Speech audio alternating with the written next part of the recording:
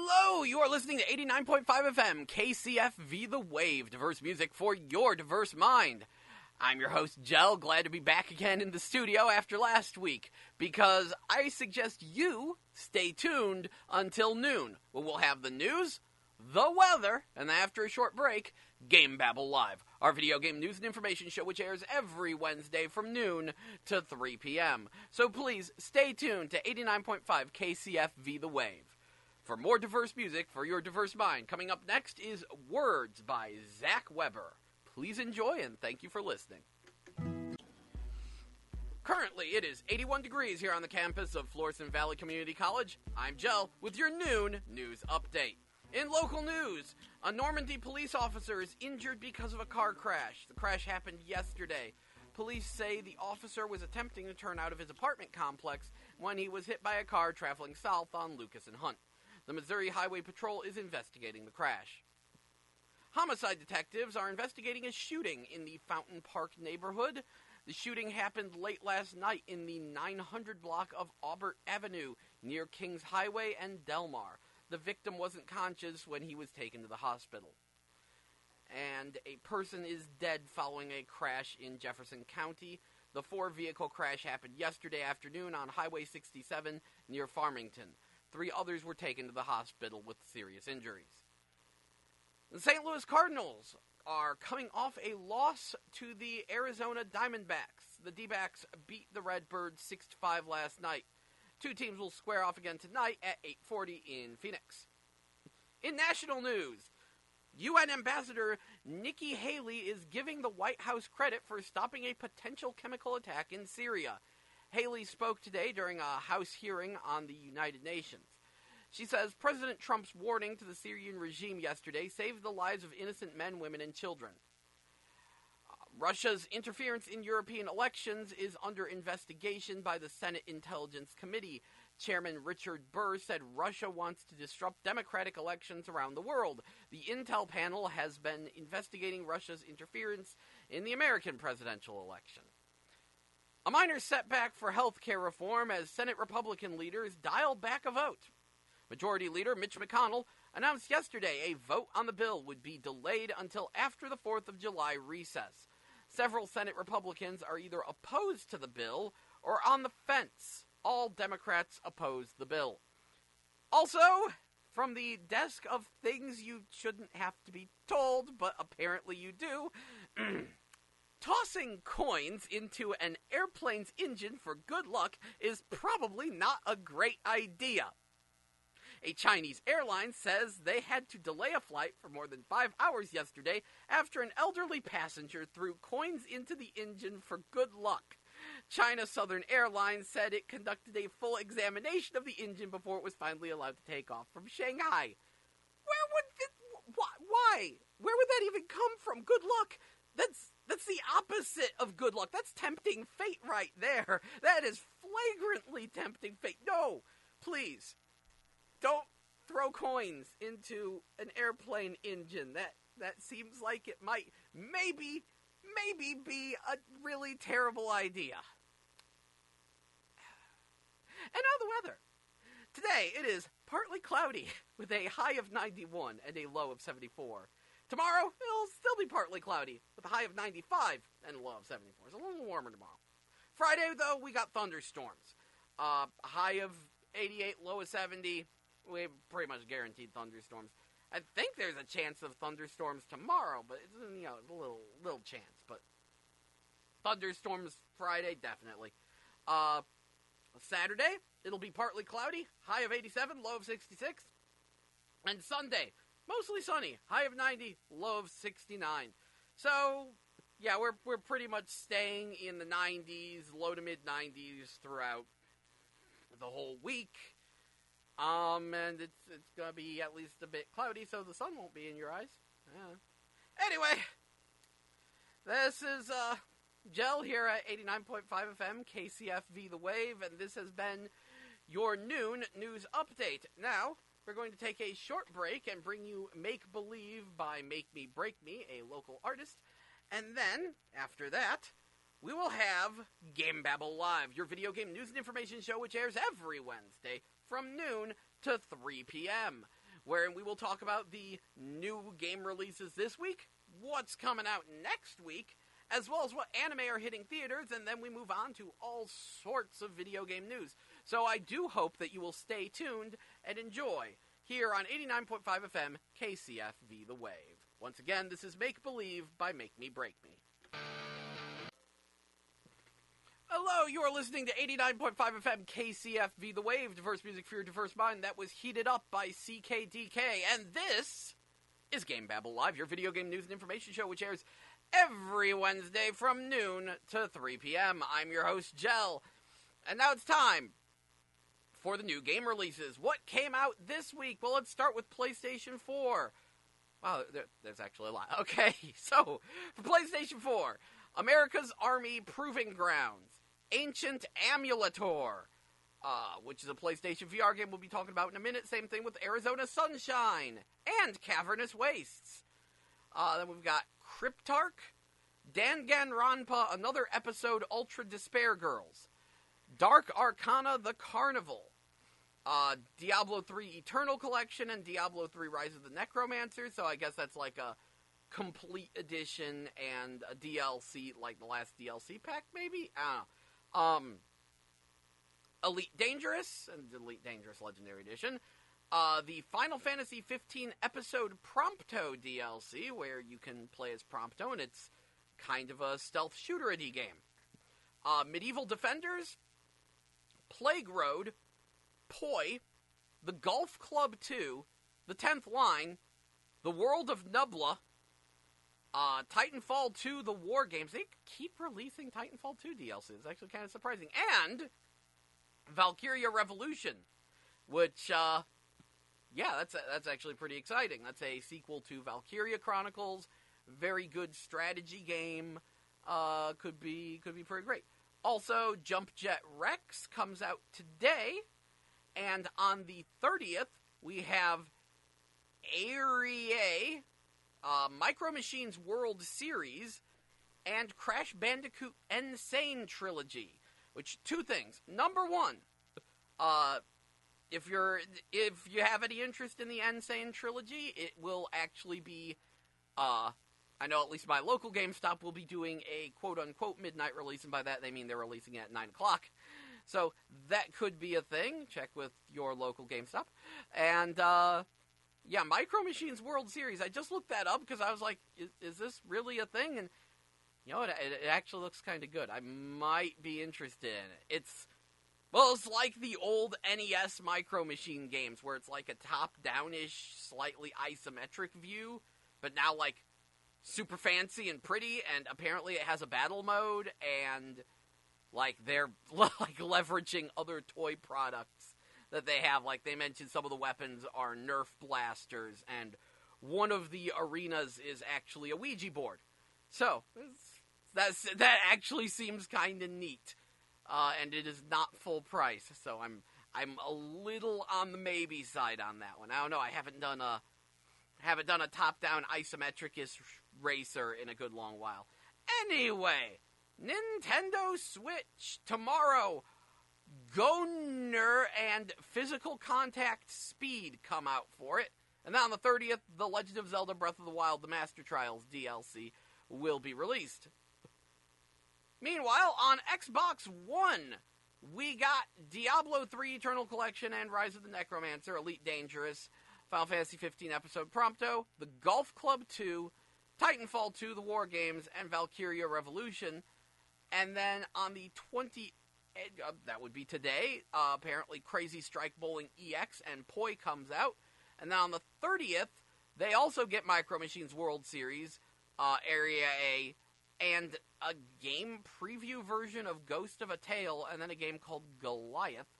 I'm curious about Crazy Strike Bowling, because that's generally been a motion-controlled game, and I'm wondering, did someone actually release a new Kinect game for the Xbox One? That is something I will be researching later. Okay, and then the 3DS got RPG Maker FES, or FES, or however you want to say it, this week. And the PlayStation Vita, also got Valkyria Revolution. Good times. And also, Tokyo Xanadu comes out on the 30th. Now then, what could be coming out next week? Well, it looks like next week we've got That's You for the PlayStation 4. Let's start with PlayStation 4. We've got That's You, whatever that is, Lego World's Classic Space DLC, and then, Toby, The Secret Mine. Okay. Xbox One. What have you got next week? You've got Lego World's Classic Space. Okay, good times. Nintendo Switch. What have you got next week? Nothing. Okay. 3DS. What have you got next week? 3DS is getting Kirby's Blowout Blast and Table Tennis Infinity. Good times. And how about you, Vita? What you got coming out next week? Excel World vs. Sword Art Online comes out next week for the Vita. I thought that was getting a PS4 release too. Whatever. Either way, that about concludes our new game releases. I'm sure more releases will show up in the time span between now and next actual week. That's one of the things that always happens. You don't really know all the games that come out until it happens, until the actual week, because usually they're stuck in the submission process and things like that. Anyway, time for anime in theaters. And looking at this list, I am so glad that I do this every week, because it looks like a new one just popped up that'll be in theaters July 12th and 13th, subtitled only, called Project Ito, Genocidal Organ. It actually sounds kind of interesting. It is, I don't know, it's something weirdly near-future military-based about terrorism and things. It seems interesting, especially because it is, it takes place, in America and stuff. It's this is I could read the description, but then we'd be here forever. That's July 12th and 13th. And then after that, we've got Kiki's Delivery Service coming to theaters for July 23rd and 24th. And then In This Corner of the World will be August 11th. So that's still a ways away. But yeah, we've got anime coming to theaters. Who knew? So that concludes our new game releases and the anime in theaters report. Now I'm going to kick you back to the music with IJJ by CNL. And then when we get back, we'll get on to various game news, such as talking about the Super Nintendo Classic. Hoo boy. This is going to be a thing. So please stay tuned to 89.5 FM KCFV The Wave. Diverse music for your diverse mind. Thank you for listening, and please enjoy IJJ by CNL. Thank you.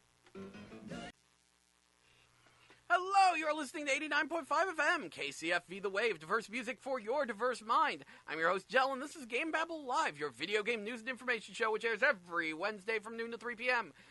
Before the break, we covered what games came out and are coming out this week and next week, as well as what anime are in theaters, which includes Project Ito, Genocidal Organ for July 12th and 13th. Pretty interested in that. That sounds like a thing. But now it is time to discuss news, and of course the biggest news is the Super Nintendo Classic, which, oh egad, this is going to be a headache for everyone. Nintendo promises they will be producing significantly more Super Nintendo Classics than they did NES Classics, meaning they will make 2 instead of 1, and that the cords will be longer, an actual 5-foot-long cord for the controllers, instead of 3-foot. Good, baby steps. The Super Nintendo Classic looks freaking amazing, and it will be coming out September 29th, but Nintendo has said, I almost don't even want to say this, they do not currently have any plans to release the Super Nintendo Classic after the new year.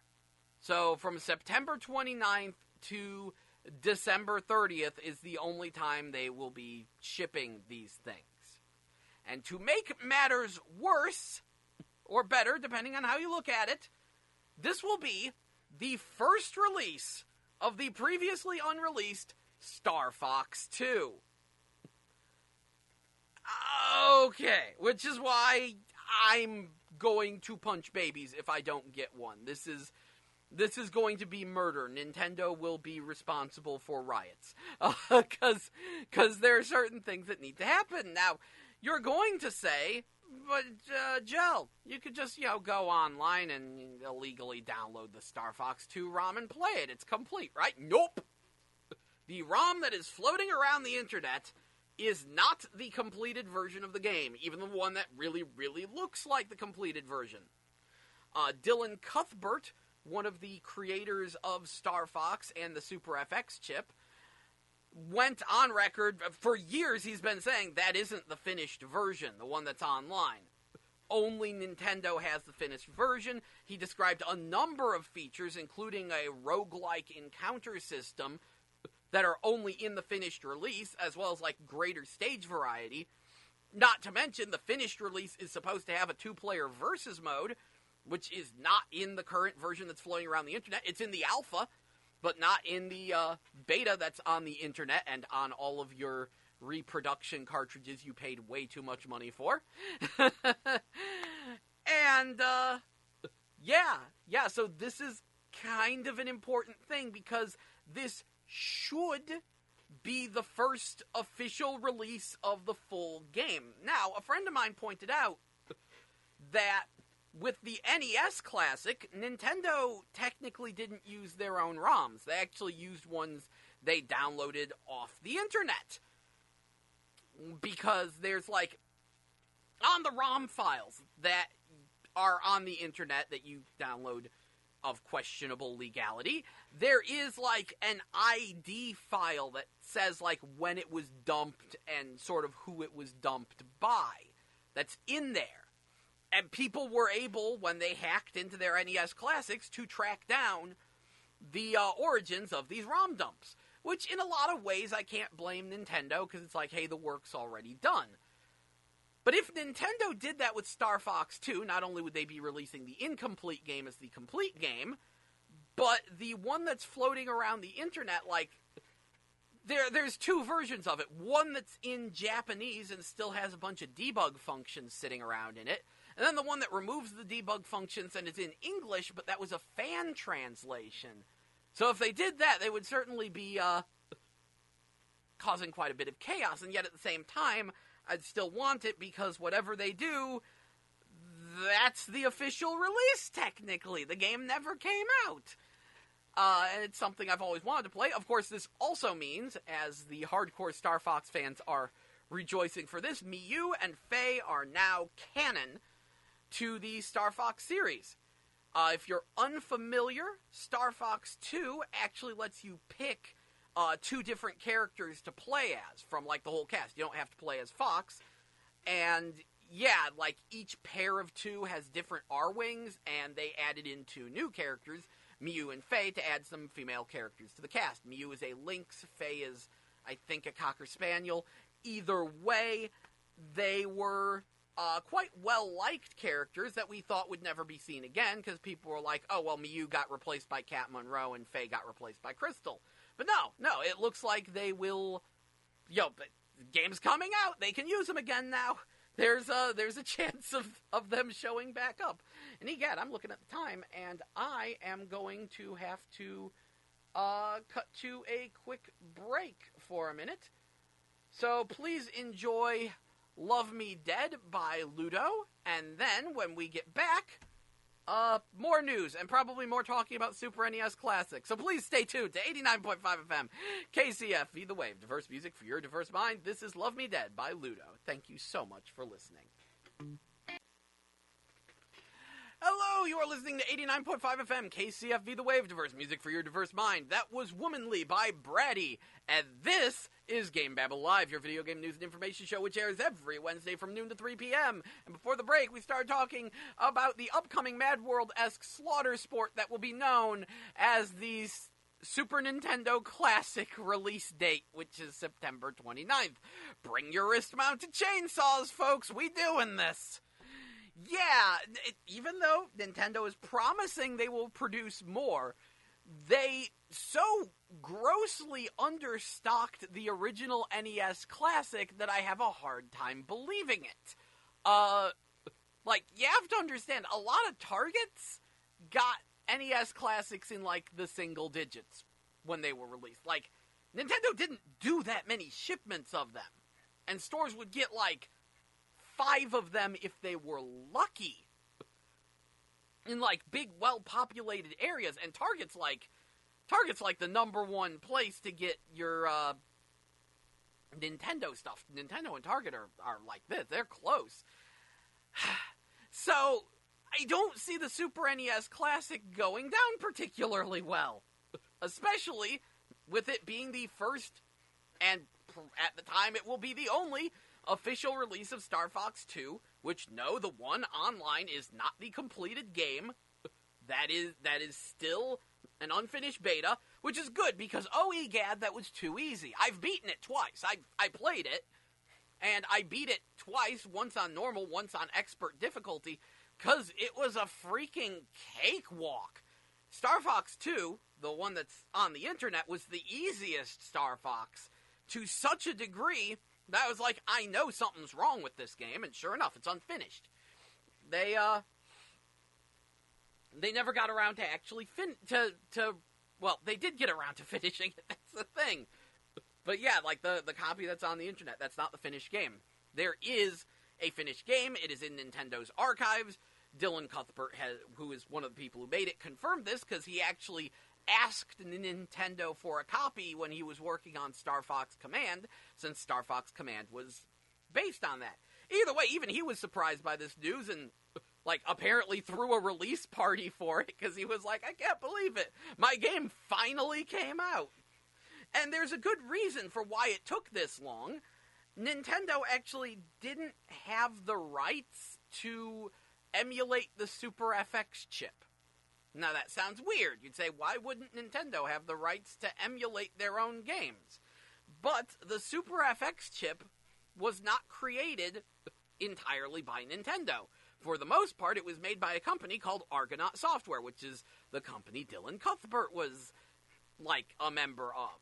They would also make Croc the Legend of Gabos on the PS1, amongst many other games, and they went out of business when trying to release the game Malice, which did eventually come out, but I can tell you right now, that is also a very incomplete version that was released to the public. Trust me, I owned it on both Xbox and PS1. I followed that game. I could spend hours talking about that stupid thing. Well, maybe not hours talking about it, but I've got a lot of... I've been following its production for years, because I was going to buy an Xbox to play that. The original Xbox. Anyway, Argonaut Software has been out of business for years, and so the rights to the Super FX chip and emulating it have been floating in the air for a while, and this is a large part of why every time Nintendo re-released Yoshi's Island, it was the crappy GBA version instead of the actual Super Nintendo version, which is way superior. Well, good news! The Super Nintendo version will be on the Super Nintendo Classic, because they've got the rights to the Super FX chip back. It's going to have Star Fox 2, and Yoshi's Island on it. Oh, what a murder fest. So, how about we talk about the games that are on here? Because, yeah, it's actually a pretty good lineup. I've heard a bunch of people say, oh, why doesn't it have this game? Why doesn't it have this game?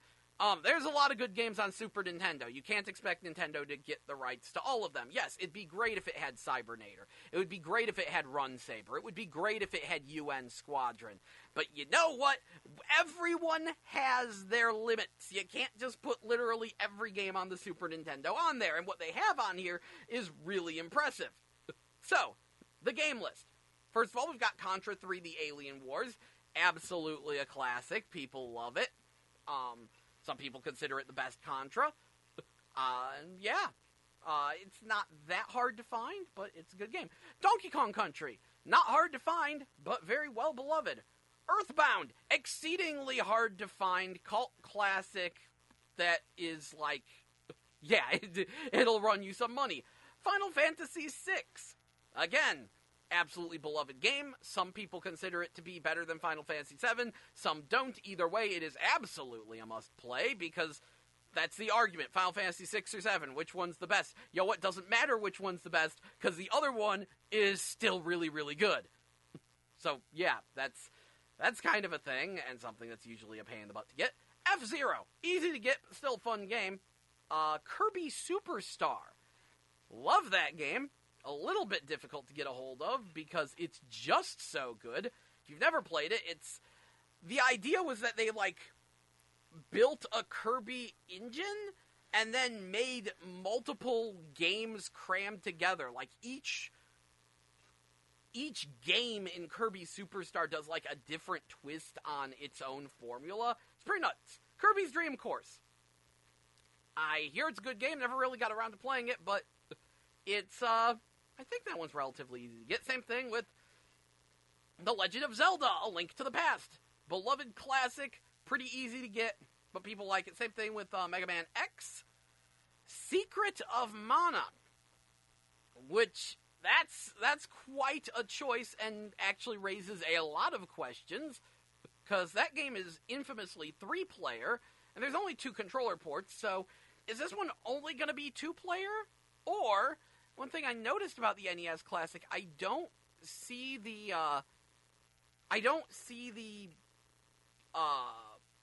Wii Remote nunchuck ports like I did on the NES Classic. So is the Super NES Classic actually going to use real Super Nintendo controllers? In which case, we could dig out an old multi-tap for that. But yeah, that'll be interesting. Again, Star Fox will be on there, along with Star Fox 2. Weirdly, for some reason, you have to beat the first stage of Star Fox to unlock Star Fox 2, but that is so easy to do that I don't even know why they bothered making it a thing, especially when it only applies to this one game, apparently. Whatever. Street Fighter 2 Turbo Hyper Fighting will also be on there. Again, easy to get, but, everyone likes some Street Fighter 2. Super Castlevania 4, beloved, considered one of the best Castlevanias. I think it's relatively easy to get, but it's an absolute classic. Super Ghouls and Ghosts, about the same thing. Super Mario Kart. The cult original Mario Kart fandom definitely makes that a little bit trickier to get. Good to have it here. But then you have Super Mario RPG Legend of the Seven Stars, and that is another one of those, oh, egad, this will cost you an arm and a leg if you're actually trying to get a legit cartridge. Absolutely beloved classic game. Yeah. So that's another one that's worth it. Super Mario World. Easy to get, great game. Super Metroid.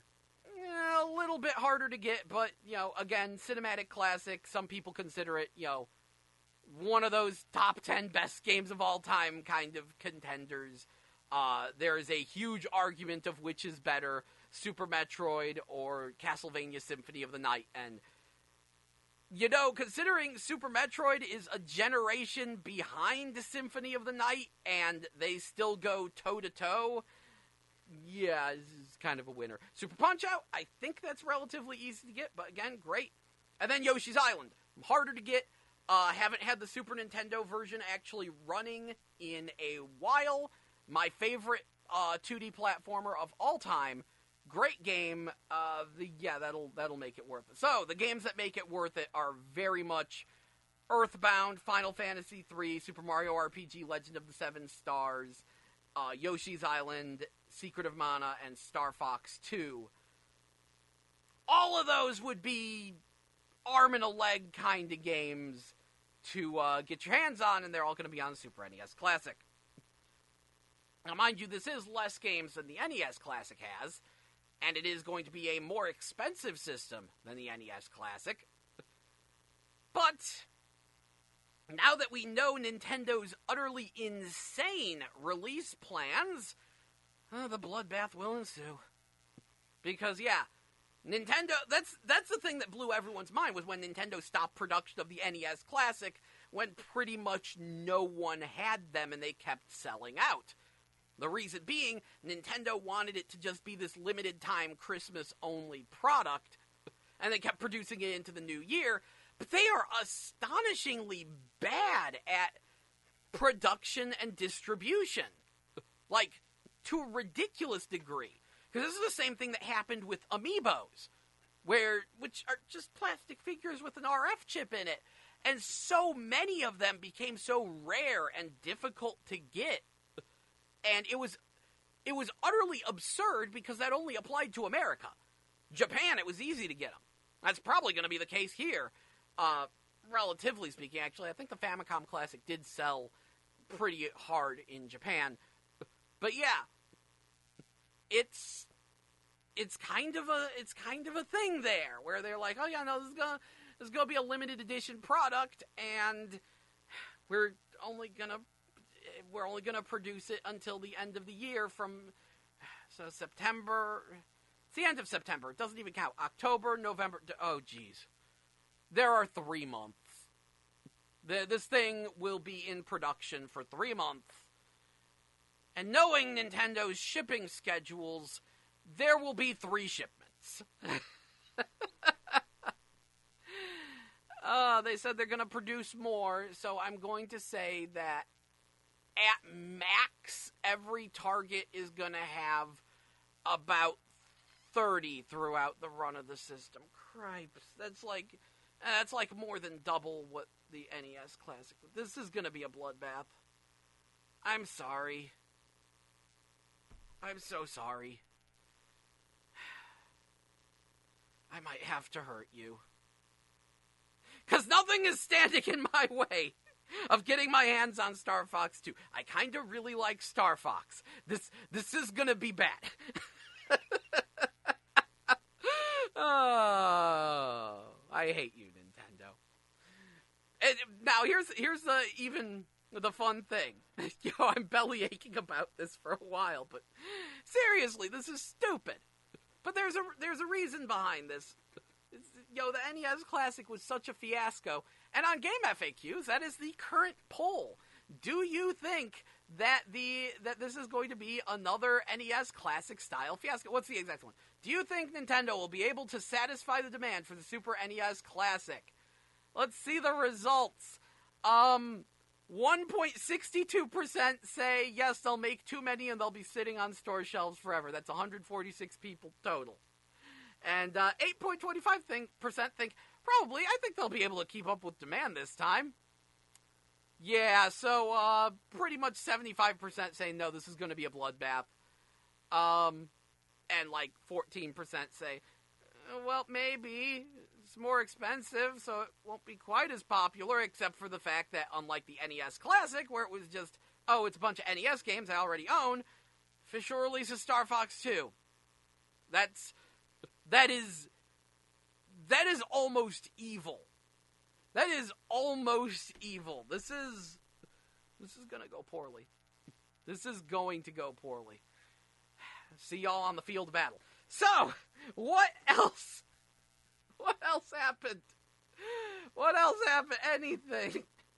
Well, to the one other person who knows and certainly isn't listening to this station, Extreme Sports for the Game Boy Color. This is its 17th anniversary. 17 years ago, it was released today, and the legacy of Way Forward's Pocket Team began.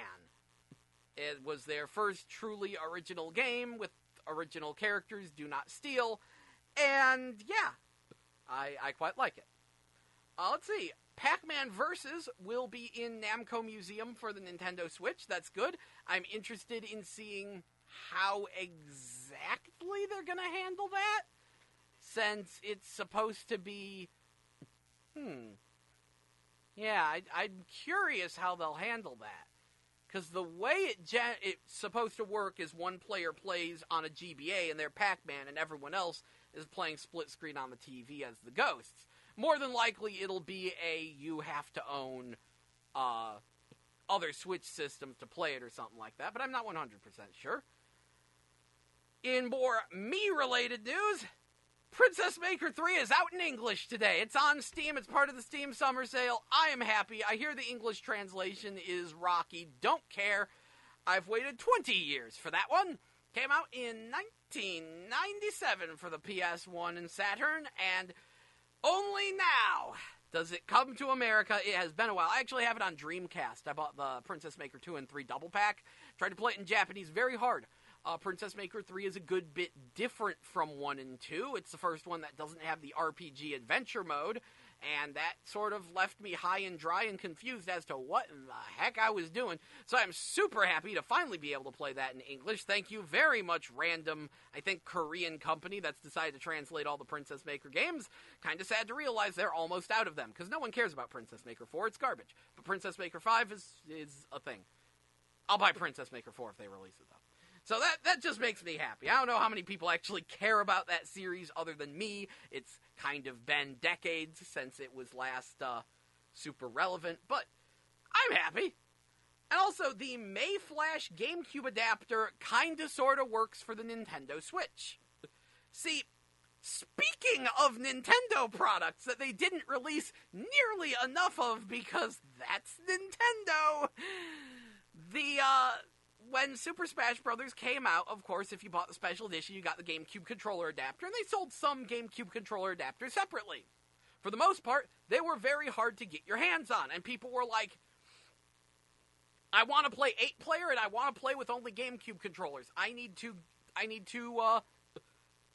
controller adapters, and so it was hard to get. So, a third-party company called Mayflash, apparently, released their own GameCube controller adapters that work with the PC and the Wii U. And with the latest firmware update, they tried it on the Nintendo Switch and found that it kinda sorta works. It doesn't work for every game, but apparently it works for Puyo Puyo Tetris, so baby steps. I'm curious to know if it works for ARMS. I might actually be Googling that in a minute. And, because they were saying, like, it didn't work with Breath of the Wild, so it's a little wonky. The reason why it's suddenly working is the latest firmware update added controller compatibility to the Nintendo Switch for the official Pokken controllers from the Wii U, which were USB controllers. So, there is at least one type of wired controller that now works with the Switch. This is all very important because Switch controllers cost such a ludicrous amount of money, it is disgusting and absurd. Unfortunately, you can only use the USB port when it's docked. There is no undocked USB port for the Switch, but baby steps, there are at least some controller solutions. And, in the off chance anyone else listening is playing Dungeon Fighter, the female priest just came out for Dungeon Fighter Online. Hooray! I need to actually spend some time, like, trying her out and getting somewhere in that game again. And if you've been living under a half rock, the game didn't get a lot of advertising. Yes, Dungeon Fighter is back.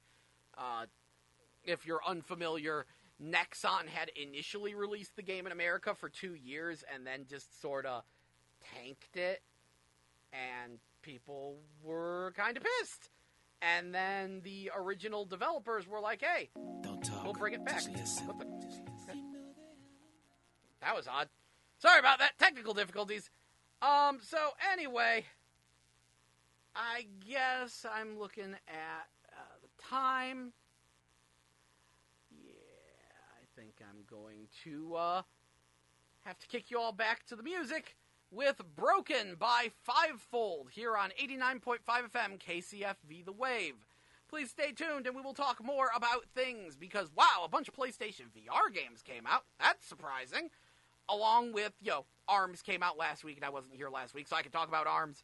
We got some stuff to talk about still, and I could bellyache about the Super Nintendo Classic all day, but we'll save that for when I run out of material. Anyway, here's Broken by Fivefold here on 89.5 FM KCFV The Wave. Diverse music for your diverse mind. Please stay tuned, and thank you so much for listening. Hello, you're listening to 89.5 FM KCFV The Wave. Diverse music for your diverse mind. That was Broken by Trisha Yearwood. Sorry about the huge delay in coming back, and we will certainly get back into the groove of things at about a little after 1:30, after we do a couple sweeps here. But I did want to offer a quick update on the Mayflash GameCube controller adapter for the Nintendo Switch. Namely, don't get too excited about it. See, you think, Mayflash GameCube controller adapter, that means I can get 4 controllers working on my Switch with just one adapter. No. See, the entire reason why the Mayflash adapter is working is because there was a firmware update that made it compatible with with Pokken. It made it act like a Pokken tournament controller. And since Nintendo just updated the Switch to allow Pokken tournament controllers by proxy, the Mayflash adapter works. But, big but, only Controller 1 works, and only in some games. Like, apparently Breath of the Wild, the controller doesn't work, but Puyo Puyo Tetris, it works great. But it's only one controller, only in some games, and only when docked. So, lots of caveats. But, Mayflash controller adapter works and the official Nintendo one doesn't. I wonder if you can actually find the official Nintendo GameCube controller adapter, and if they would actually adapt that for the Switch, because that would actually be very nice, because that, that controller adapter has 4 ports. If they could get me like a USB, here's 4 ports for GameCube controllers for my Switch, that would be very nice. Nintendo should do that, so they won't. Anyway, here is Rebound by Drew Baldridge here on 89.5 FM KCFV The Wave. Diverse music for your diverse mind. Stay tuned, and thank you for listening. Hello, you are listening to 89.5 FM KCFV The Wave. Diverse music for your diverse mind. I'm your host, Jell, and this is GameBabble Live, our video game news and information show, which airs every Wednesday from noon to 3 p.m., Before the rather lengthy break, we talked, at length about the Super NES Classic and about some video game news. This has been a surprisingly active summer for game releases. Usually summer is the big gaming drought when nothing comes out. And here I am, desperately trying to manage my money in order to obtain some of these game releases, some of which sneak up on me, like I did not get a chance to pick up Ever Oasis yet, which was a game I was really excited about. Ever Oasis is a Nintendo 3DS game that kind of looks like it almost looks like Animal Crossing meets Zelda.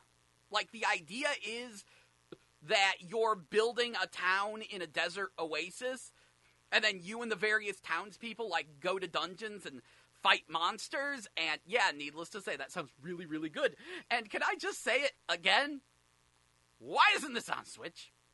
It's a 3DS game. Why isn't it on Switch? Why didn't the Switch have 3DS backwards compatibility? Nintendo, what are you doing? I really want a Switch port of this. I really, really want to play this on a TV. I will be honest, if I could play it on TV, I would have sidelined almost every other game that I've been picking up this week in favor of this. But I can't play it on TV, so I'm like, I'll get it soon, because I really want to play it. I just don't look forward to playing on a little 3DS screen. Arms get a little cramped. But yeah, this is what I mean. And, end of the week, we've got the Crash Bandicoot Insane trilogy, which, can I just say, that is the smartest thing they could have ever done. Because I think I mentioned this in a previous episode. One of the things that happened was, of course, Crash Bandicoot was made by Naughty Dog for the original trilogy and Crash Team Racing, and then they dumped the series, and Universal had it. And they just let random developers make games, and the quality of the Crash games went drastically downhill. Wrath of Cortex wasn't very good. Crash Nitro Kart wasn't very good. Crash Twinsanity was made of heart. It had so much heart in it, but it was unpolished and technically unfinished. There was quite a bit of stuff that was left on the cutting room floor. Crash Tag Team Racing was kind of so bad it's good. It's a kart racer I was able to beat without ever actually having to race. I just crashed into other people's cars, became a gun turret, and played it as non-rail shooter. That's how I roll. So, there was that, and then they tried to do this big, reboot crazy thing with Crash of the Titans, and people were like, what the heck are you doing? Why did you make Crash into this really boring beat-em-up? What's with the redesigns? I don't understand. Then they listened to fan feedback, made the highly underrated Crash Mind Over Mutant that I really love, but it's not really a Crash Bandicoot game, and then the series just vanished. And no one cared about Crash Bandicoot anymore, because there had been so many games that just weren't up to the quality of the original Crash Bandicoot. And a lot of that problem was that Crash Bandicoot was a product of its limitations.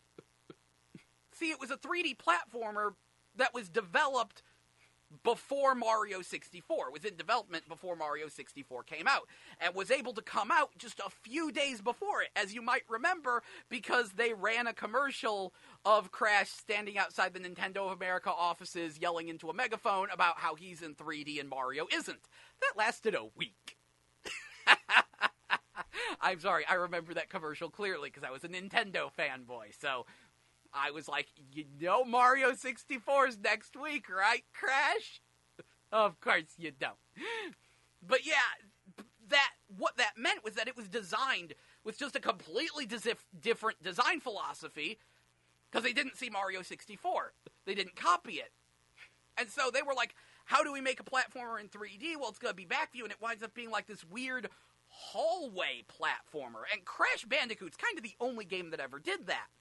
But that was a product of the system limitations and what they could do, so they always wanted to make it bigger and more of an open-worldy platformer like Mario 64, but when they did that, it became incredibly generic. It just wasn't really Crash anymore, and just, you know, people wanted it to evolve, but no one could evolve it, and Naughty Dog was making Jak and Daxter instead.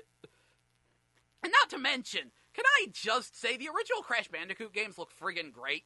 Like, I actually kind of think they look better than the remake because of the visual style. Crash Bandicoot, because they knew they were working with limitations, had an art style that looks so good, low poly count. They looked at those polygons, they said, how can we make something that looks good with these? So it kind of looks better being more sharp and angular.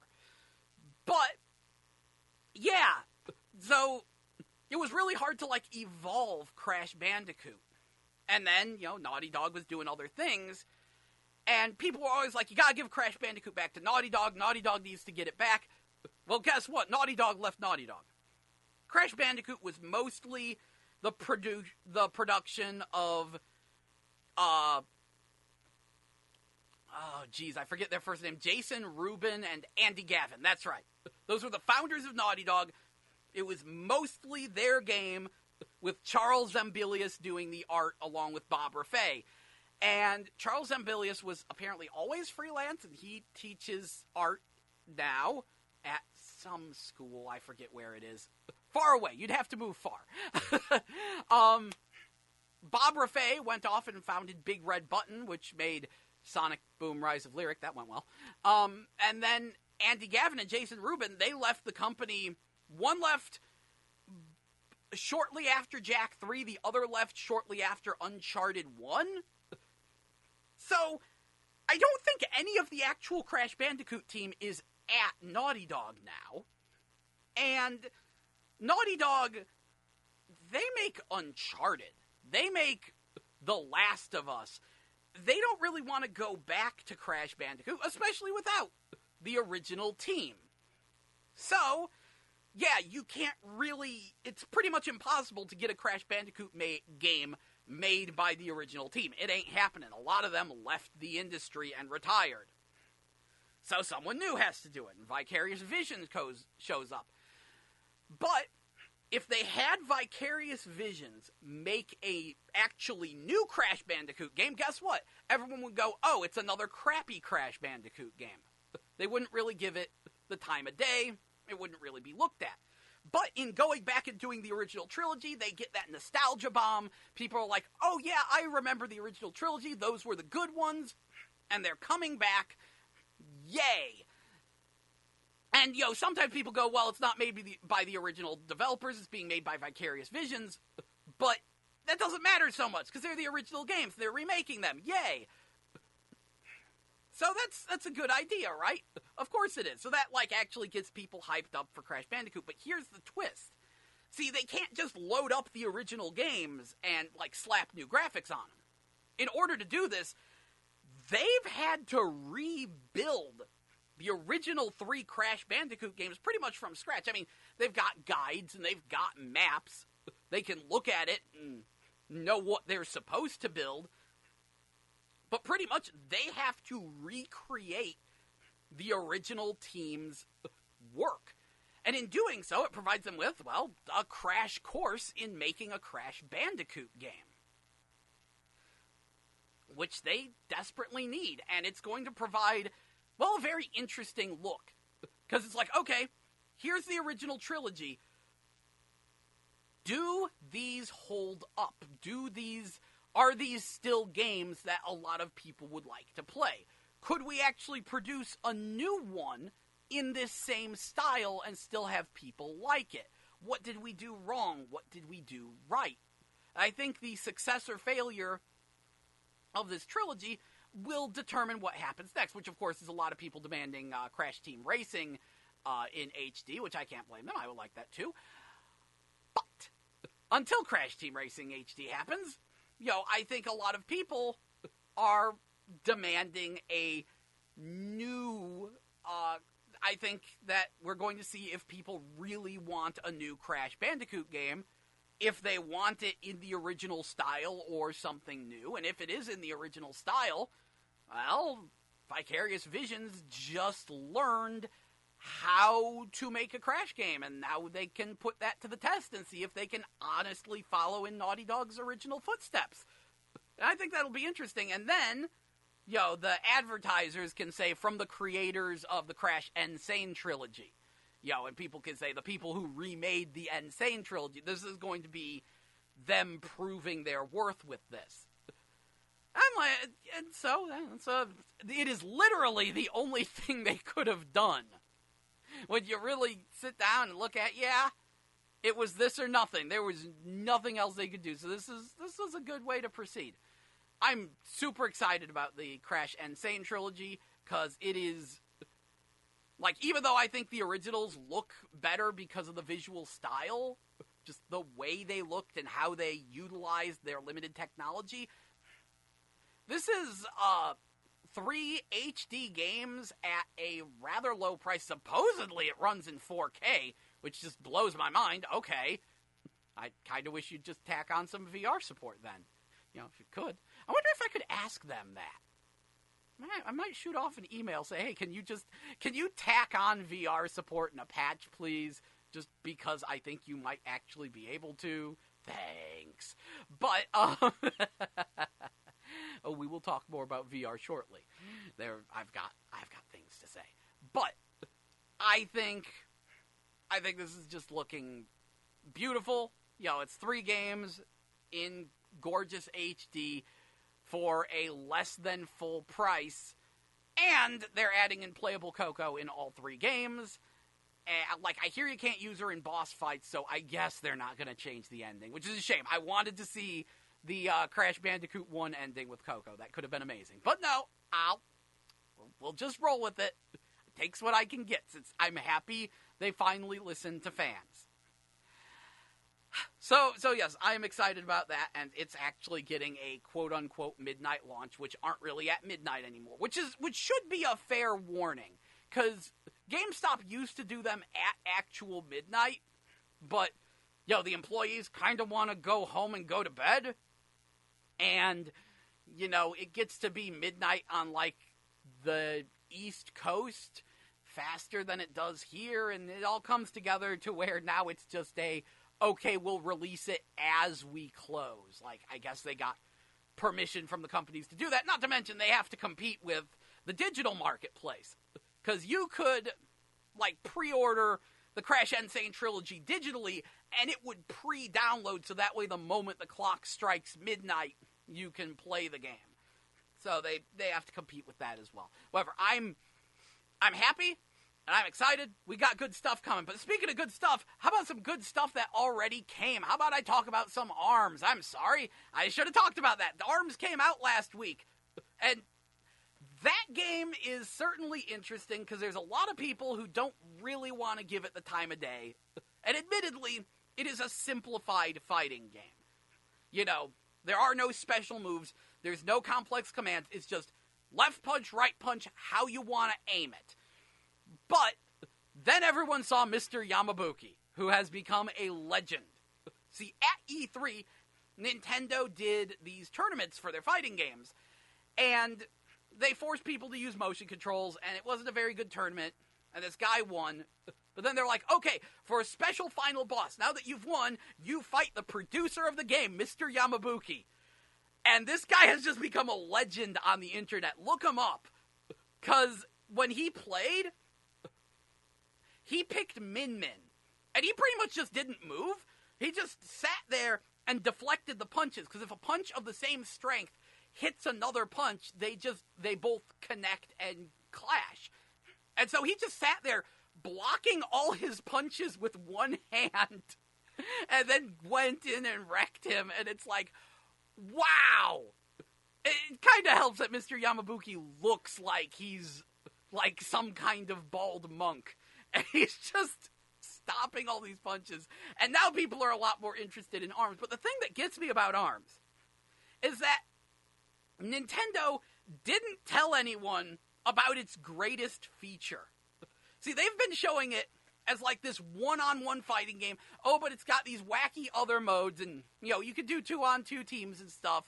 And it's got split screen, and you could do 2-player split screen online versus other players. Okay, that's all cool.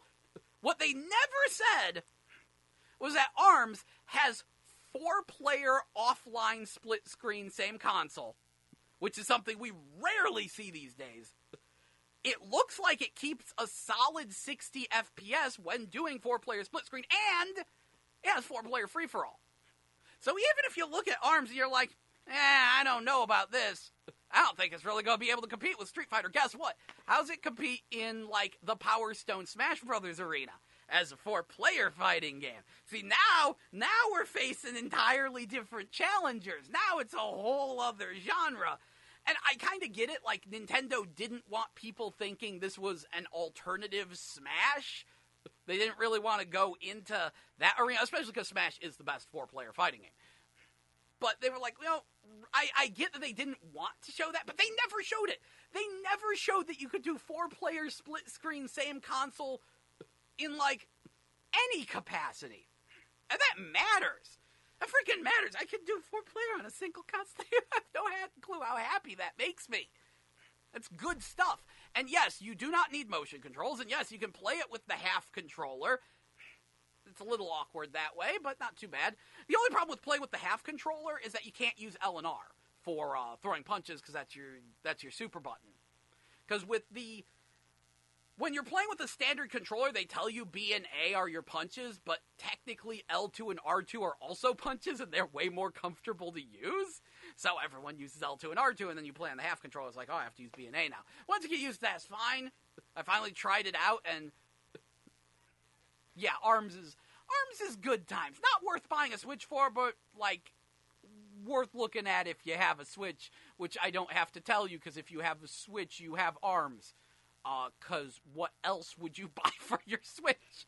Kind of a sparse lineup, that's all I'm saying. But the netcode is phenomenal. Party mode is nuts. Game looks great. Game plays great. It is a fun time. I don't think it's going to be for everyone. But, yeah, I'm definitely enjoying ARMS. I really love the online play. It's a little bit tricky because, like, you can't play ranked until you beat the game on level 4 difficulty or higher, and the end boss is actually pretty beastly. I tried to stream fighting the end boss, because I spent, like, 2 hours struggling against him, and then the moment I started my stream, one match, boom, done. I just needed to take a break, get a breather, and then reapproach this boss so I could do some ranked matches. And I did. It was great. Yeah, netcode's phenomenal. You know, see, that's the funny thing. Nintendo's online, like, for matchmaking, is actually becoming better than everyone else's. Like, they lack features. Like, it is amazing how many Nintendo games don't have a good means of joining up with friends. But on the flip side, if you just want to play against randoms, like, Nintendo's almost the best console for playing against randoms. Because it's like, you hit a button, and it's just like, Boom, we'll find you a match, bam, match found, let's go. Boom, next match, let's go. Boom, next match, let's go. And again, I mentioned this about ARMS last time I talked about it, but since it's on cartridge, the load times are lightning fast, which, coupled with the lightning fast online matchmaking, just bliss. Absolute bliss. Loving that part of it. But it's still a little weird because, it is just left punch, right punch. How do you aim them? It is a very basic fighting game. I almost want to call it the evolution of Urban Champion, which I like Urban Champion. I'm actually an Urban Champion fan. But that, yeah. And now I'm trying to think about if there's a good way to play NES games online, because I would totally hold an online Urban Champion tournament. I have a friend who's actually, really good at the game.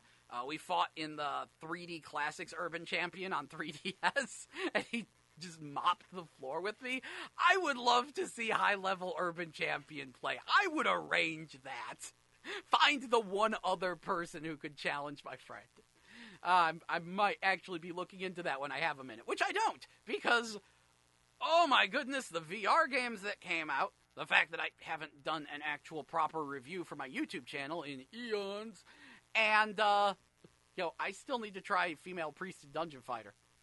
And then Princess Maker 3 came out in English. I'm having a good time. Okay, enough of that. I think I'm gonna hit up some music. How about Are You With Me by Easton Corbin? No, well, too bad. Please listen to it and enjoy here on 89.5 FM KCFV The Wave. Diverse music for your diverse mind. I actually don't know who Easton Corbin is, but now we're gonna find out. Hello, you're listening to 89.5 FM KCFV The Wave. Diverse music for your diverse mind. I'm your host, Jell. This is GameBabble Live, and that was Somebody Else Will by Justin Moore. But anyway, this is GameBabble Live, your video game news and information show, which airs every Wednesday from noon to 3 p.m. So we're coming upon our last hour, and it's time for me to talk about VR, because, wow, yesterday was quite the day for PlayStation VR owners. If you remember, I used to actually do a segment on this show where I focused on the PlayStation VR, but then, it was kind of low priority, because I know the chance of another PlayStation VR owner listening to this channel is pretty slim, and I don't want to be a shill for it. This is a non-commercial station, and the PlayStation VR is kind of expensive, so I don't want to be like, oh, you should go out and get one. And I'm still not saying you should go out and get one, but you'll know when it's time. That's the thing. You shouldn't take my advice. It will be time when you are aware of enough games and the price is low enough for you to get it, which will admittedly probably wind up being the PlayStation 5 when it actually becomes a thing. But for right now, I'm loving it, which is probably surprising to a lot of people. Part of the reason I wanted to bring this up was E3 had a really weird reaction, because a lot of people, they're kind of on VR. But then E3 happened. Sony, before their conference, did a big VR showcase. Relatively big. They showed a bunch of games. And people got really, really angry about it. They're like, what the crap? Why is Sony showing all this VR stuff? VR is dumb. VR is dead. And then, after E3, Mashable did, a video called The Death of the PlayStation VR. It was a little cartoon they put on YouTube, and it was advertised heavily. And I watched it, and that thing just annoyed me. Because it's like, wow, this is just dumb. But the thing that really annoyed me was at the end when they're like, oh yeah, the Switch is so cool, controllers for everyone. I'm like, controllers are, I can't even say the price, but those controllers are ludicrously expensive. No, don't give me that. Go be honest, as much as I love the Nintendo Switch, I do get more use out of the PlayStation VR, but the PlayStation VR is more expensive than the Switch, and it's just an accessory. So, fair warning there. But I love my PlayStation VR. It is just such a surreal and new experience. I do think, yes, VR won't replace standard TV and controller gaming, especially because there's some VR and controller gaming. And mostly because how else do you play two-player local play?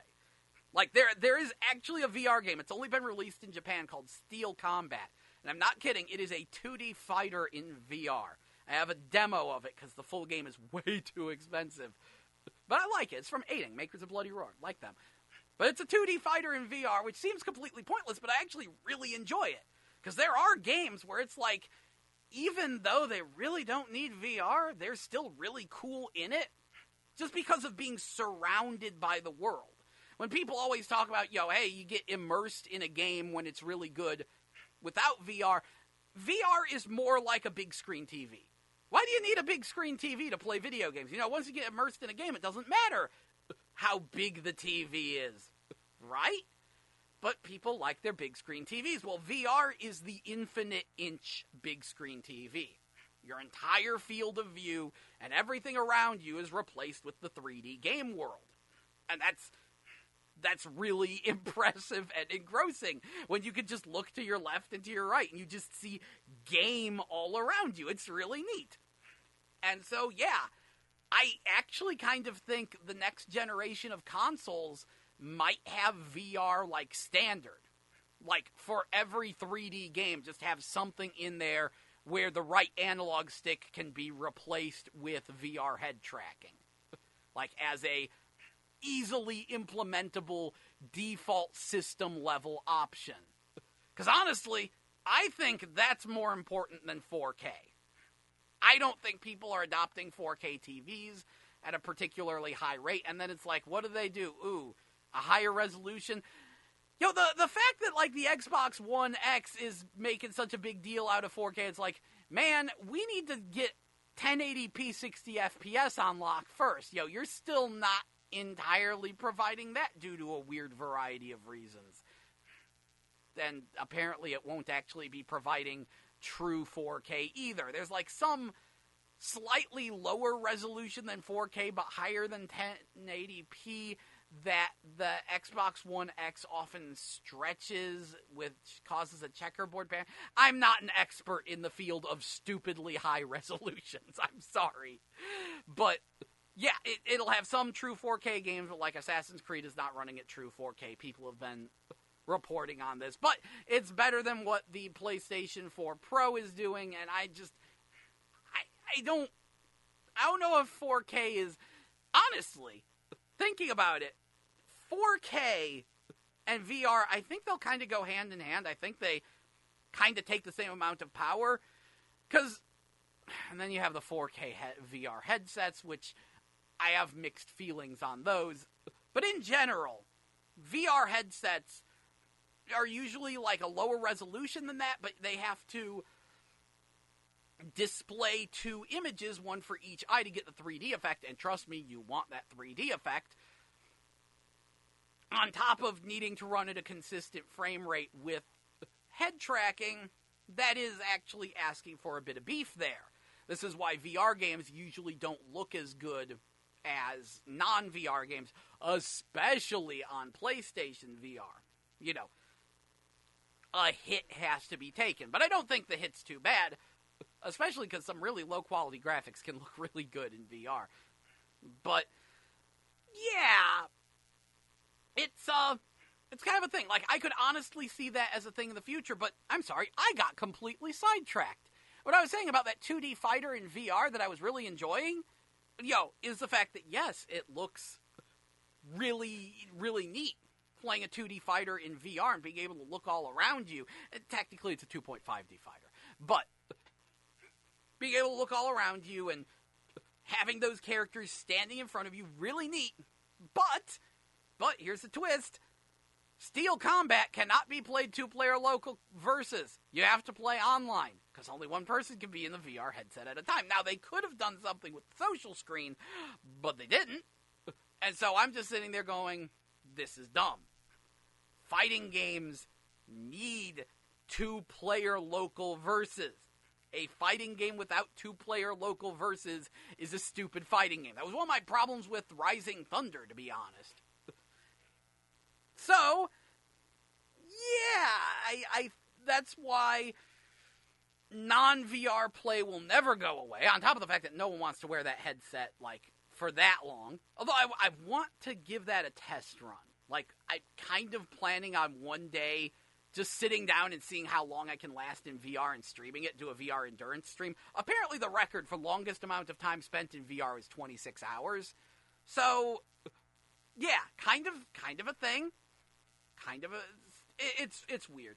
Point is, VR is still taking baby steps, as now that there's headsets and just enough of an install base that making a low-budget VR game isn't a complete waste of your time and money, usually.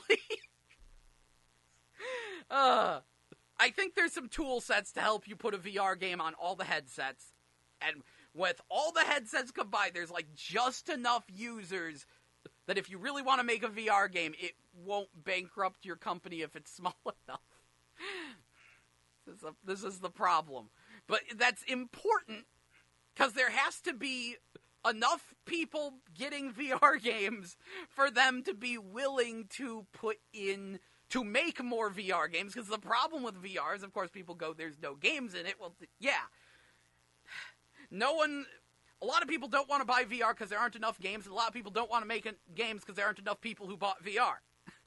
That old catch-22, but we're slowly crawling out of that, and now we're getting to the point of really experimenting with game ideas, seeing what works and what doesn't work in VR, trying to figure out what exactly can be done to reduce nausea in people that experience it. Because again, I don't, but I have a friend, the millisecond he started moving in rigs, he instantly got super nauseous and was like knocked out for the rest of the day.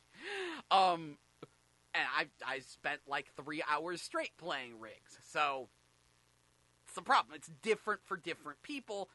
So pinpointing what can be done to mitigate that, there's a lot of factors here, but I think it's worth it. Like, one thing you'll hear from some of the VR players is that they're actually getting bored of non-VR games because they're just so invested in that experience, and that says something about there's something here. In fact, that's why a lot of indie developers who have... This is kind of the nice thing. There are some indie developers that are pretty much just going, you know what, I don't care if I make money, I need to make a VR game, because they try it out and they're just so blown away by the experience that they need to make one for their own sake. Like, I don't think Chorix, which is made by one guy and is a very nice real-time strategy game for the PlayStation VR, I don't think that's making back its money. I don't think it's as successful as it needed to be. But that guy does not regret it, and he keeps updating it, and because he needed it to exist. And that's one of the things that's helping with this. Anyway, I've been rambling enough. As you know, at E3, they announced a VR version of Doom, which will not be full price, and a VR version of Skyrim, which will be full price, but it will be all a Skyrim, and it will be able to be played both with, like, 2 moves as motion control, as well as just with a regular controller. I know you're going to say, well, what's even the point of that? Again, infinite-inch big screen TV. On top of the fact that I know there's going to be a bunch of people who are like, oh, the motion controls are dumb and gimmicky, but they'll still want to shove their head inside of Skyrim. So the fact that they'll be able to play Skyrim with a regular controller in VR will make them exceedingly happy. Me, I'm excited about sword combat, which I hear in the current build is very basic. Like, the way it's... I finally found one person describing it, and they said the melee combat is like your sword is a poison stick. Your sword touches the enemy, it does damage. That's all there is to it. It's very basic. But then, the archery is incredible, because VR archery is starting to become a cliche, apparently, on other headsets.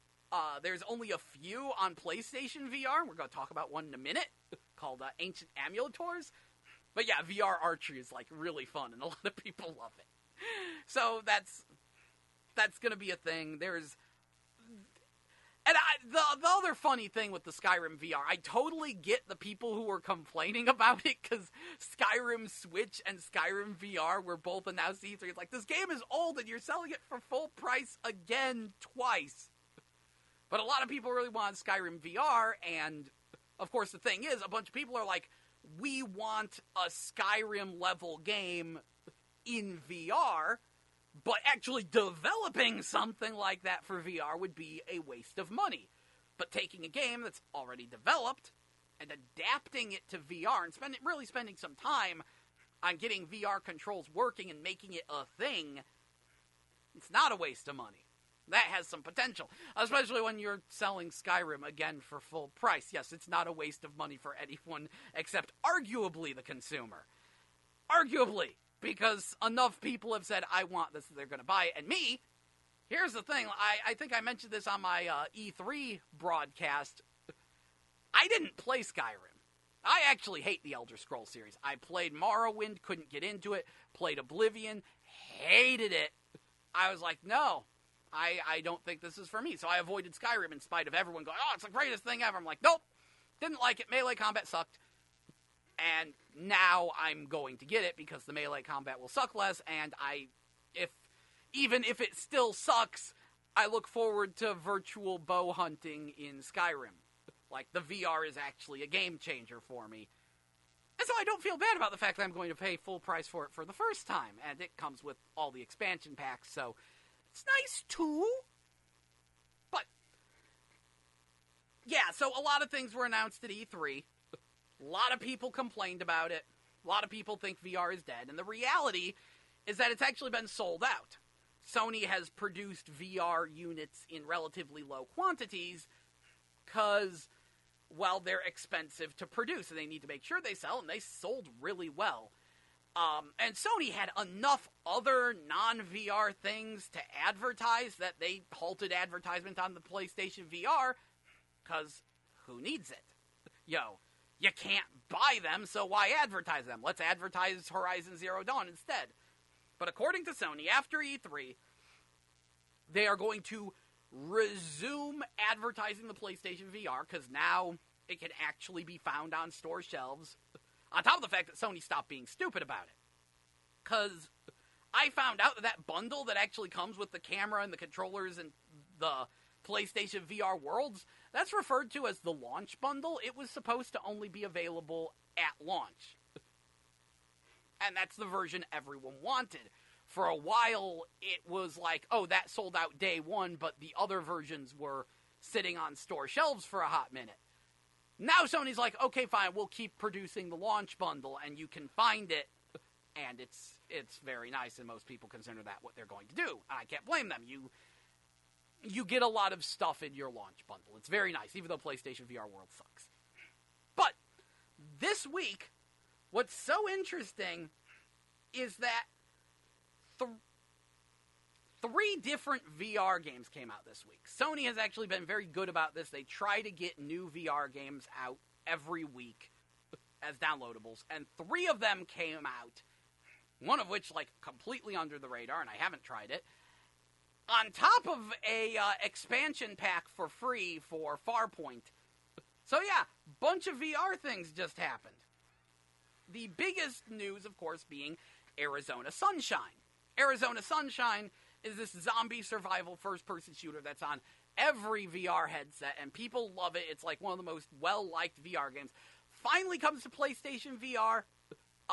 Wound up being twice as expensive as I thought it would be, so it was a bit pricey, but I thought it was just going to be a horde mode. When in reality, there's a horde mode, and there's a full-fledged first-person shooter campaign that can be played two-player co-op online, on top of the fact that they added support for the for Farpoint's aim controller, which is a big gun controller with analog sticks on it. Very, very nice that they did this. Unfortunately, the launch was a bit wonky. The graphics look terrible. The pop-in is super bad. Frame rates on some enemies, like the game runs at 60 FPS, but oftentimes you'll run into enemies that run at a lower frame rate, which is super awkward. And, yeah, some people have had a bit of problem with the tracking. Speaking personally, I had problems, like the control layout's a bit confusing, and speaking personally, I had problems grabbing things. Because, like, you'll point the controller towards something, and it'll light up that you could grab it, and you could grab things from, like, 3 feet across the room. And then there'll be times where I'm like, okay, I want to grab this object, and instead the gun will jump from my right hand to my left hand. I'll just grab the gun from my other hand. I'm like, no, stop that. I want to grab the cup that's in front of me. Like, I literally have to put my arm behind my back in order to grab things, so that way I don't accidentally grab my own gun. And yet, when I accidentally drop an item I wanted to grab to the floor, I have to, like, bend down until I'm out of the camera range to pick it up. The developer is listening, a patch is on the way, and they're working on it. And it was very nice, because they do offer full locomotion with the PlayStation Move controller, and you can do teleport movement or proper smooth movement, on top of the fact that you can play with just a DualShock 4 controller, and you can play with the PlayStation Aim controller, so plenty of options. Has a, like, full-length, I think, 4-hour-long campaign mode on top of Horde mode, which can be played single-player. And it seems really good, but I'm just not getting into it, and a lot of other people aren't either. Like, it's weirdly hard to shoot things with the handgun. Like, the aiming on it is super precise, which is a bit awkward. And, yeah, it's just, I don't know, it just isn't enticing me. It's not exactly Farpoint. Like, that's the thing, both Arizona Sunshine and Farpoint are first-person shooters that are very hallway-esque. They're very linear. You kind of go down a hall and enemies pop out at you. But Farpoint, though it likes to break things up with lengthy bits of just walking through nothing and cutscenes, the actual combat in it is way more exciting. And, admittedly, that's actually a full company-made game, whereas Arizona Sunshine, I think, is kind of a smaller, more indie-ish company. So that's kind of a thing. One thing that also annoyed me with Arizona Sunshine is that they let me pick up all these objects, but I can't throw them properly. Because I keep trying to throw them, and they usually just drop straight to the ground. And I'm actually wondering if it's a bug. Because it's like, in the Horde mode, they gave me a table full of tennis balls. And I'm like, what do I do with these? I try to throw them, they just drop straight to the ground. Like, maybe it's a bug, maybe I'm doing it wrong. Because I noticed I was able to throw better if I picked them up with the move button, then held the trigger button, then did a throwing motion and released the move button. But I'm like, I don't know if that's the right way to throw? Still figuring that out. Game looks kind of fugly, but, it's alright in VR, but, like, I don't know, it's a little bit of a thing. Some people are finding it to be a disappointment. It's very nice. I do like what they did for the interface, though. The ammo belt is kind of brilliant. Because at the start of the game, you put on your ammo belt, and what they did is you look down, like, this is one where you just have disembodied hands, and you look down, and you will see just these different pictures of bullets with numbers, and that's your ammo belt. And when you pick up ammo, you pick up the ammo clip, and you shove it onto your ammo belt to fill it up. And then when your gun runs out of bullets, you press the circle button to eject the empty clip, and then smack it against your chest where the ammo belt is to put ammo in it. That's kind of cool. And also, when you get other weapons, there's this little line over, like, on your hip, and that's your holster. And you can holster your gun, and it goes on that line, then you pick it back out of there, and that's like, okay, it's kind of cool. That's kind of cool. A little gimmicky. I hate the ejecting the empty clip thing. That's kind of cool. That's only with the Move controller, though. Because with the, with the aim, it didn't seem like it did that, but maybe that's just because the guns with the aim are so big that it's automatically touching that. See, when you're playing with the aim or the DualShock 4 controller, there's a mode where it's only two-handed guns. And that, that changes things up quite a bit. And yeah, they're bigger guns. The other big game that came out is Ancient Amulator. And I almost don't even have to tell you about it, because if you have a PlayStation VR, you can just download a demo. And I would say my biggest beef with that game is that the demo was too much and the game is too little. The demo's a fourth of the game, alright? It's like a meaty chunk. And admittedly, you start the game up and you see, okay, there's going to be 4 different environments, but only 2 are actually available and the other 2 are coming soon. Thankfully, the developers came out and said they'll be coming as free DLC, or at least the DLC will be free for the first month. So, okay, I'm not entirely getting an unfinished game here, but it was still kind of, really only 4 levels? If I didn't like it so much, I'd be a little bit angry about that. But throat's getting a little dry, and it's about that time. So, how about some Fight for What's Right by Rua? And then at a little after 2:30, we'll get back to talking about ancient amuletors and things like that. So please stay tuned to 89.5 FM KCFV The Wave, diverse music for your diverse mind. Coming up next, Fight for What's Right by Rua. Please enjoy and stay tuned. Thank you for listening.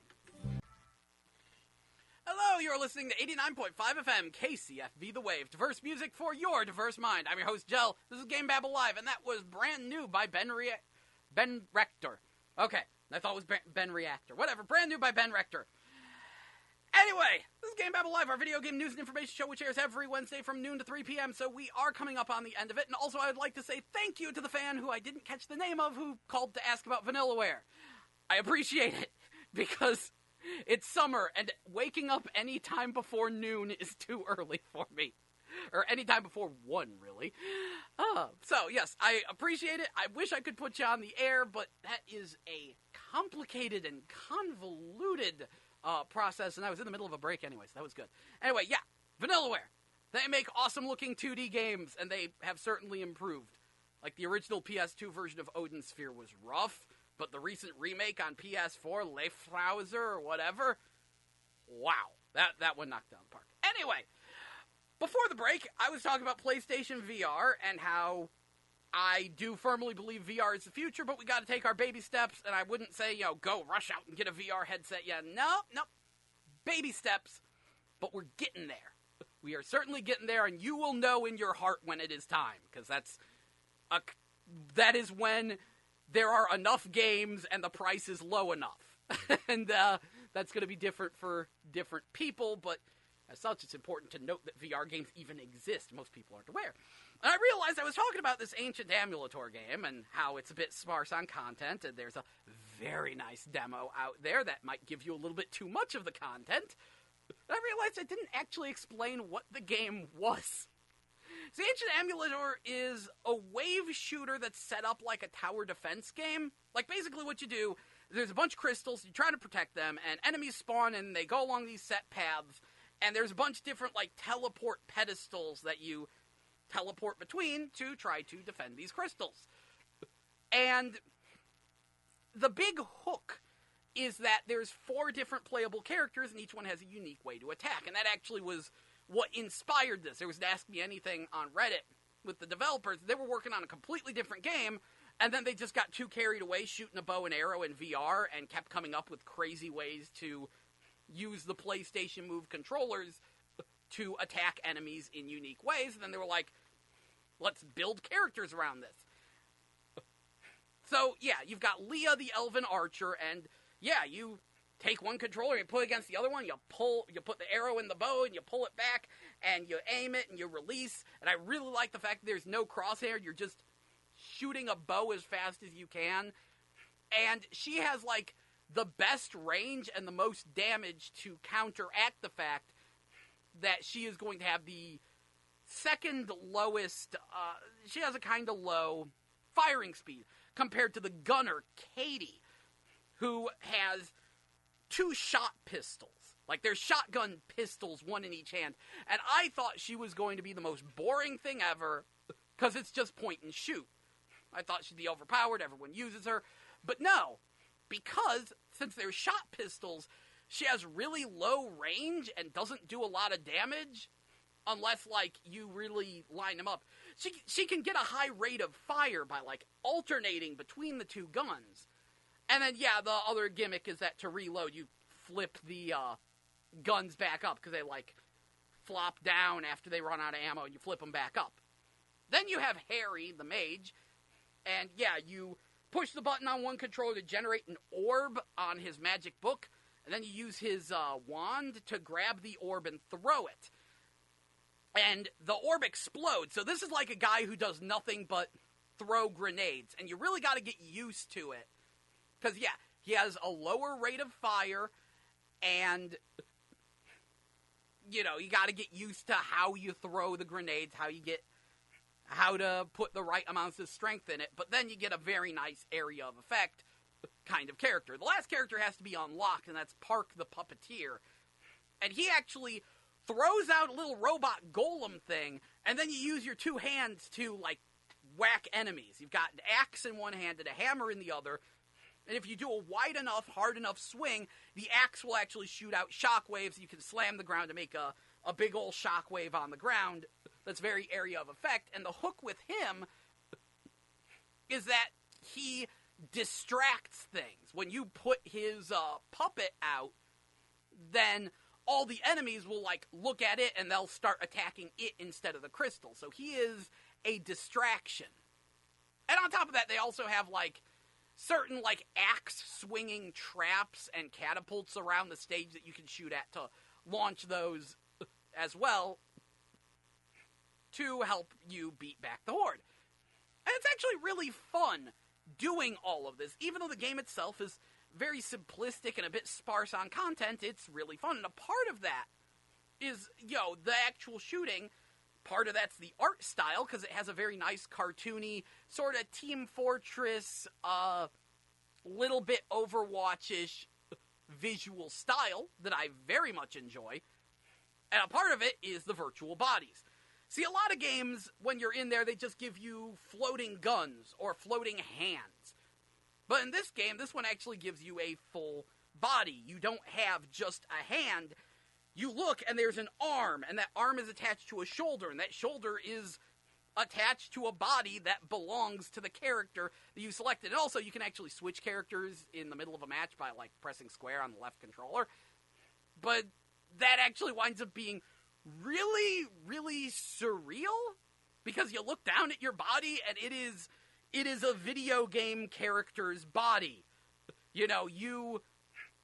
You have, like, big mage robes and fancy magic gauntlets, or you actually are an elven archer chick. And I really love that even the hands have character design to them. Again, the mage has these big gauntlets on, whereas the elven archer has these, like, leather gloves that cover a few of her fingers, and then the other ones have, like, hot pink nail polish on them, which is a bit strange for an elf, but we'll roll with it. And then the gunner, Katie, she's shorter than everyone else. So when you're playing online multiplayer and you look over at another player, you realize how short you are. And her hands, like, her arms are, like, really scrawny, and her hands have, like, alternating nail polish colors on them. And it's like, that's just, it's so surreal. But that's, like, a lot of the fun of it is realizing that you are a video game character in this game. And I think that's part of why I like it more than Arizona Sunshine, even though Arizona Sunshine is a way meatier game. It's too realistic. Like, Arizona Sunshine, and that's a problem I have with a lot of VR games. They work on having these realistic graphics and presenting realism, which is fine, but it permeates a lot of them. You see a realistic-looking person in VR, you look over at them, it's like, oh, it's a real-ish person. That's really impressive. When instead you look over and you see a freaking video game character in life-size talking at you in a cartoony video game world, whole other experience. That's actually part of why I liked Mortal Blitz, which, if you hit up my YouTube channel, there's a video where I kind of shilled for it super hard. And there was a reason for that. I played the demo, and the company hadn't updated their website or their Twitter or their anything in months. And the game was supposed to be a launch title, and so I got scared. So I made that kind of shillish video to send to them and say, hey, I'm really excited for this game, make it come out so I can give you my money. And then they did.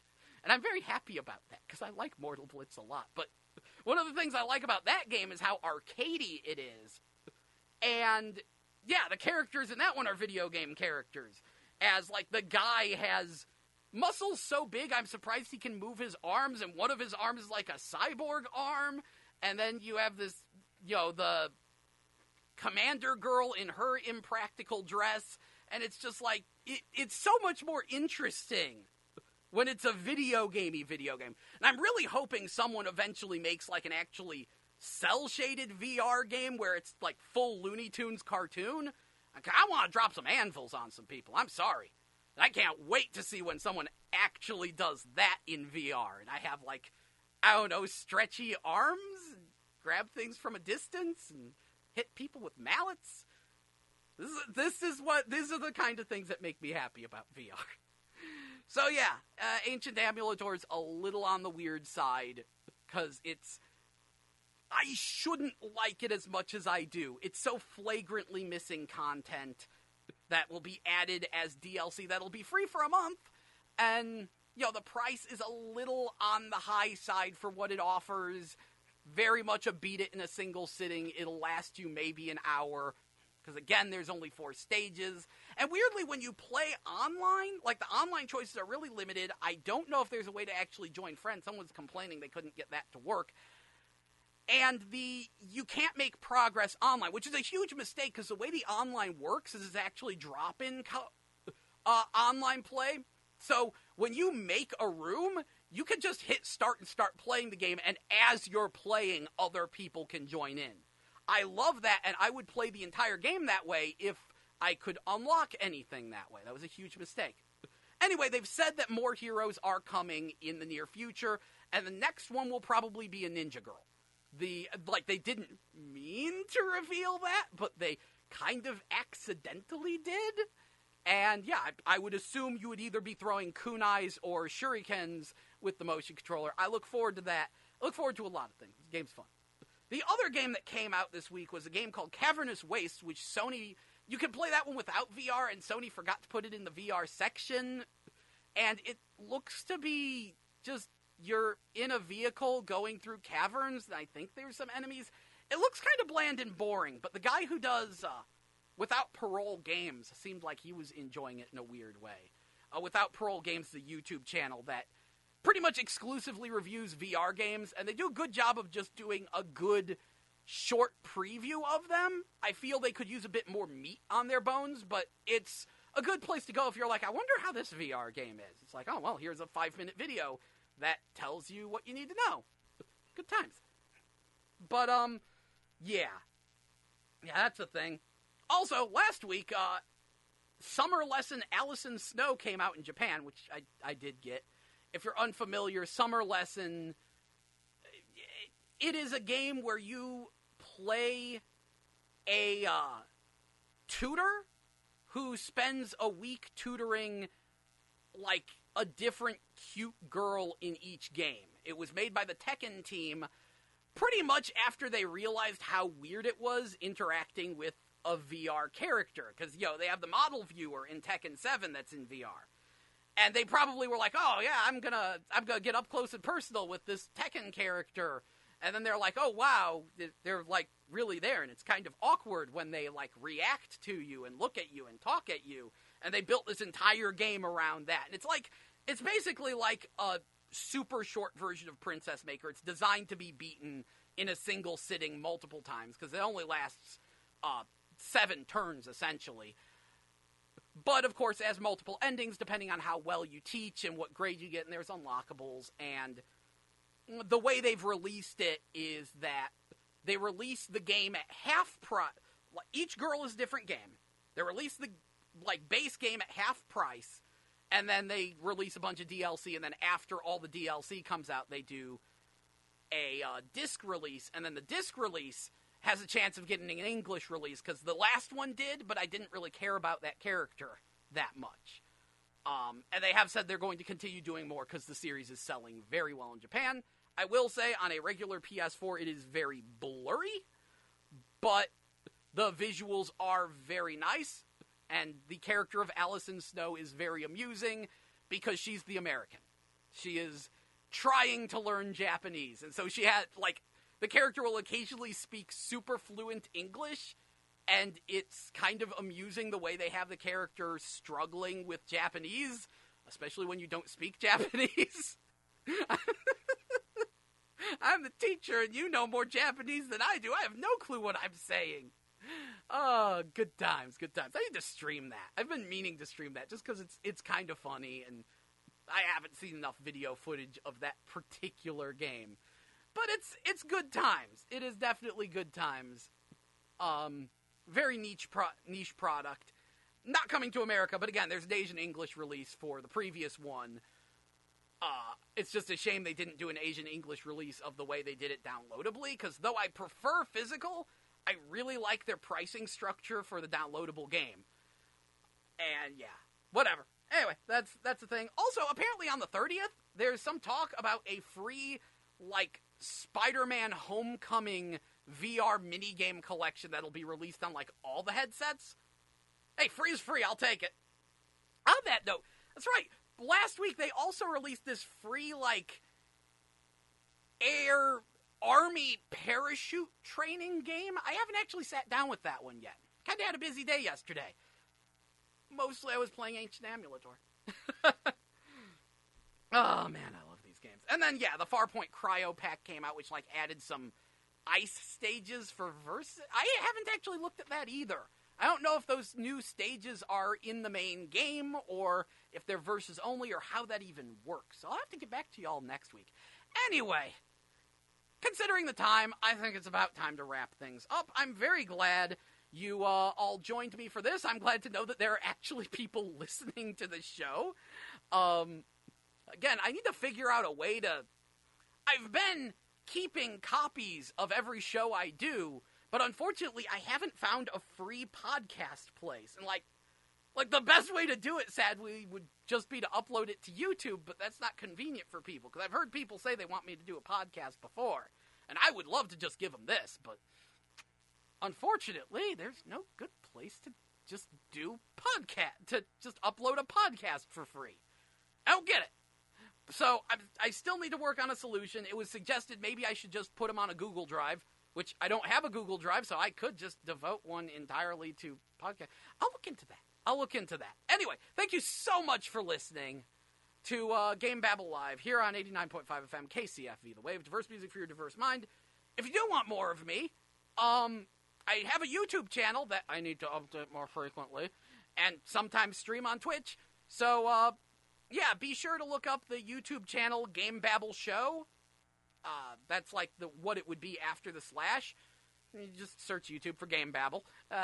You should be able to find something. I've got a second channel that's Gelatin Z, and that's like my old channel for random videos. Like picture-in-picture footage of me playing Wii Cheer 2 on the Wii. It's a good game. And then my, like, Twitch channel, I think, should be Twitch/GelatinZ. I usually upload my Twitch streams to my YouTube, though. But anyway, and fair warning, I make no guarantees on the language in them. In the actual episodes, I've been trying to watch my language, especially now that I'm writing them out. But because I don't need to say the F word nearly as much as I did in my Wii Cheer 2 review. I rewatched that, and I dropped so many F-bombs in it. In a review of a cheerleading game. That happened! It was many years ago. Anyway, try to watch my language in the actual episodes, but when it's a stream, all bets are off. Especially when I get my friends involved. Because, there. Yes. So, fair warning there. Anyway, this has been GameBabble Live. I've been your host, Jel. Thank you so much for listening, and I'll see you again next week, Wednesday from noon to 3 p.m. Thank you again. Now, back to the music with, Oh No, from Bring Me the Horizon. That's Oh No from Bring Me the Horizon. I don't know the song, can't wait to hear it. Let's go!